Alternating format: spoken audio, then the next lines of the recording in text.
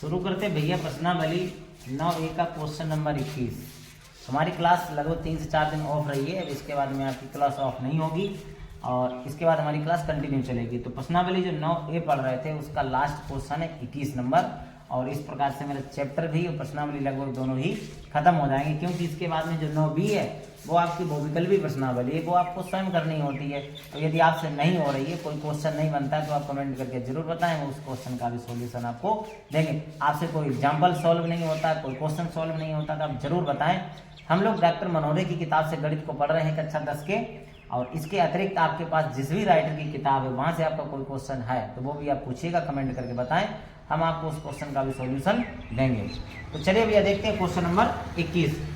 एक मीनार के पाद बिंदु से एक भवन के शिखर का उन्नयन कोण 30 डिग्री है, और भवन के पाद बिंदु से मीनार के शिखर का उन्नयन कोण 60 डिग्री है।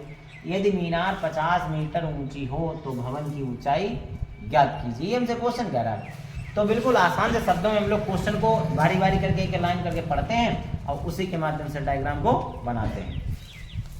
तो क्वेश्चन हमसे क्या कह रहा है, एक मीनार के पाद बिंदु से, तो एक मीनार है, एक भवन है। तो पहले तो आप ये समझ लो कि मीनार और भवन के बारे में आपसे एक बात बताई थी कि मीनार और भवन की बात जब भी करता है तो उसमें लगभग ज्यादातर स्थिति में क्या होता है, मीनार को बड़ा बनाते हैं, भवन को छोटा बनाते हैं। तो पहले मीनार और भवन ही हम लोग बना लेते हैं, है ना भैया। तो देखो समझो, ये हो गई मीनार, और इसी के हम लोग बगल में क्या करते हैं, भवन बना लेते हैं। ये हो गया भवन। दोनों एक आधार पर खड़े हैं। पाद बिंदु का मतलब समझते हो, पाद बिंदु का मतलब होता है आधार बिंदु। अब समझो, मीनार के पाद बिंदु से एक भवन के शिखर का उन्नयन कोण, मीनार का पाद बिंदु जहां पर मीनार खड़ी है, आधार बिंदु को पाद बिंदु कहते हैं। तो मीनार के पाद बिंदु से भवन के शिखर का उन्नयन कोण, तो समझो ये मीनार का पाद बिंदु हो गया और ये भवन का शिखर हो गया। इनका जो उन्नयन कोण है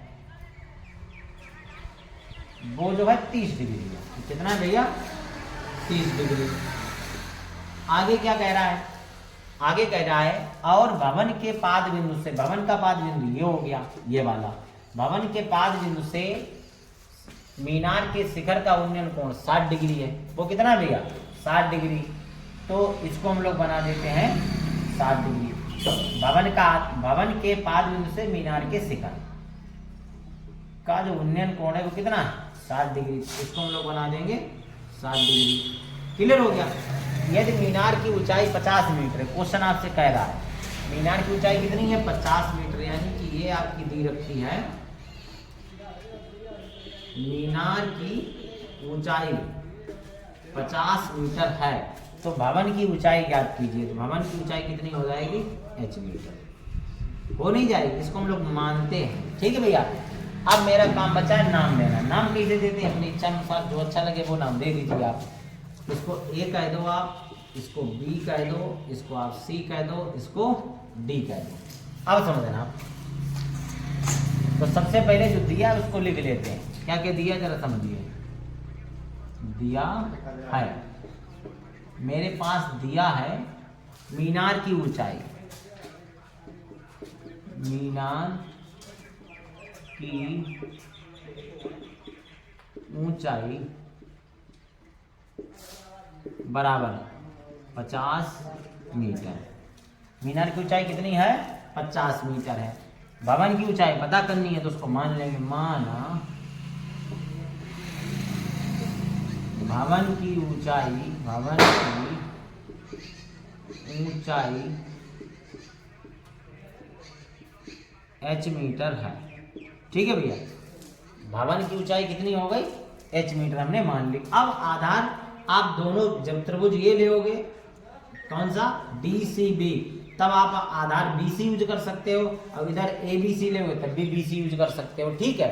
मतलब नाम आप चाहे इसको मान लीजिए x और चाहे BC लेके चलो, उससे कोई फर्क नहीं पड़ता है। तो अपनी सुविधा के लिए इसको क्या मान लेते हैं, x मीटर। यानी कि जब मकान और मीनार के बीच की दूरी जो है वो कितनी हो गई, x मीटर हो गई, ठीक है भैया।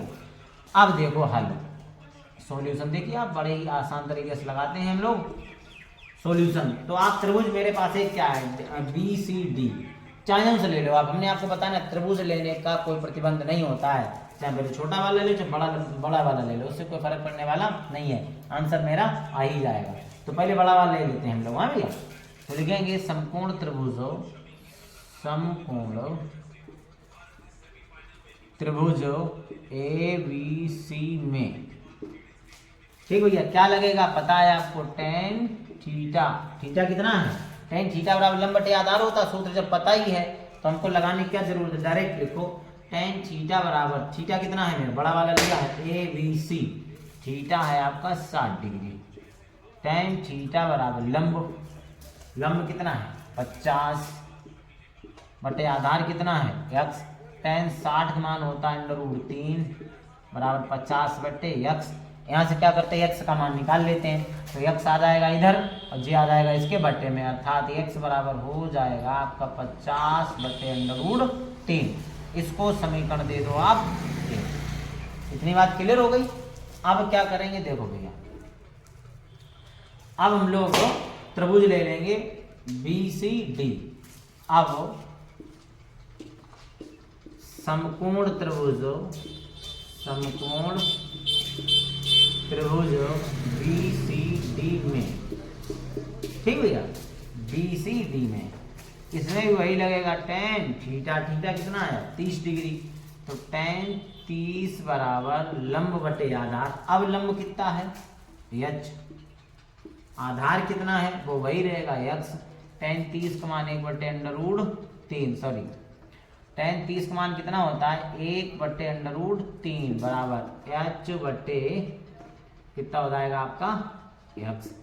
यहाँ से भी क्या करेंगे हम लोग x का मान निकालेंगे, तो तिरछा बराबर में तिरछा गुणा होता है, x का हो जाएगा 1 में, h का √3 में, तो हो जाएगा √3 और h, इसको समीकरण दे दो 2। तो क्या लिख देंगे, समीकरण 2 से x का मान समीकरण, सॉरी अब ये भी एक ऐसे ना करो, हमारे पास क्या बन गया देखो, समीकरण 1 और 2 में देखो आप क्या दिख रहा है हमको, समीकरण 1 और 2 के बाएं पक्ष दोनों के कैसे हैं बराबर, है ना, जब इनके बाएं पक्ष बराबर है तो दाएं पक्ष भी कैसे हो जाएंगे बराबर, तो लिख देंगे समीकरणों 1 व 2 से, ठीक है भैया, ये बात हम लोग जानते हैं, दो समीकरणों के यदि बाएं पक्ष बराबर है तो दाएं पक्ष भी बराबर होते हैं, ठीक भैया।